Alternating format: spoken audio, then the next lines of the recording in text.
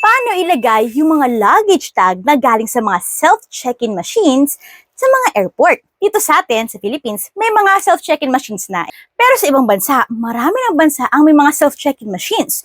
So kung hindi mo alam kung paano ito idikit, pwede ka naman mag-ask sa staff, pero minsan nahihiya ka, di ba? So watch this video and tuturuan kita kung paano siya ilagay sa bag. Okay, papakita ko sa inyo ang close-up ng luggage tag. So this is my luggage tag, yung pinakahuli kong domestic flight. Kung mapansin nyo, marami siyang parts. May small stickers, may long sticker, at may isang parang medium sticker sa dulo. Anong purpose ng mga yan? So, itong long sticker, ito yung ilalagay mismo sa bag mo. Nakalagay dyan yung flight details mo, yung airlines, yung name mo, yung kung anong time, anong date, at saan ka papunta. Okay? Tapos itong medium sticker, mapapansin nyo may nakalagay, diba? Sequence 27. At wala siya masyadong details, kundi barcode lang. Kapares niya yung nakalagay sa small sticker. Nakalagay sa small sticker, ayan o, sequence 27. And may barcode. Pero mas marami siyang details, diba? Itong medium na sticker, tatanggalin mo. Yan. And ilalagay mo siya sa boarding pass mo. Ito yung ibang airlines mo, pero ito yung boarding pass ko nun sa Jetstar. So, gano'n na gagawin mo. Ilalagay mo lang siya sa boarding pass mo. Okay?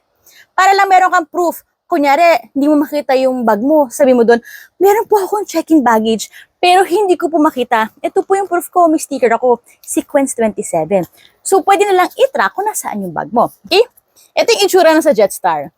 Ito yung sa Cebu Pacific last time. Ito namang ibang parts. Doon tayo sa small part muna. Yung small part, ganito naman siya. Pwede mo siyang ilagay dito sa harap. Yung isa naman, pwede mong ilagay dito sa tuktok. Kung gusto mo, or kung saan mo gusto idikit, pwede naman. Ito mahabang portion ang kailangan din natin ikabit sa bag. Pwedeng dito sa top, or pwedeng dito sa gilid.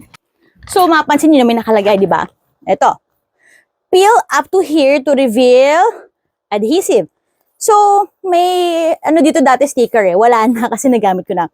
Kunwari lang, kinuha natin, pinil natin, hanggang dito pinil natin.